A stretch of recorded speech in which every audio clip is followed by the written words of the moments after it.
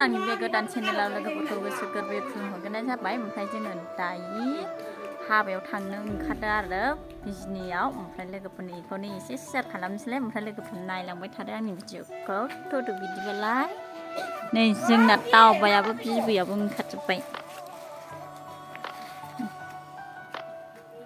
जा खुसि आरो दावबायाव बहायबा थांनोबाथाय ने थांनो ओंखारबायनो हाबायाव बिजनि दावबायसारबो फैदों बिबायबो नै बिबैयाबो रेडि ओंखारबाय मालाय दिनै बिदानि फिसालानि ने आदानि फिसाला बिजनि आनान्दआव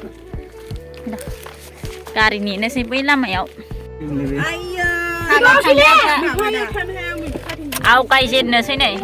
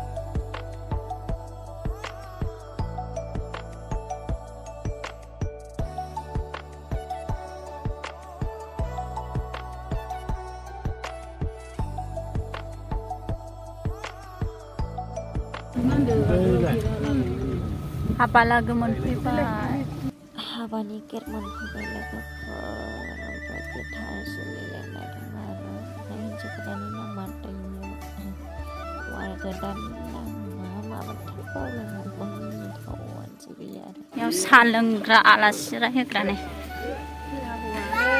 आबौआ माथो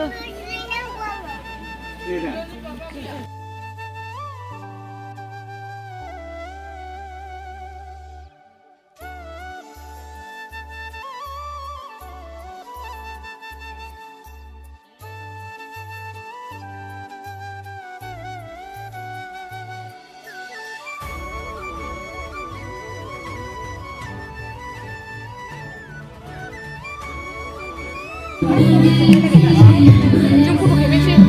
비디오가 좀 멋져.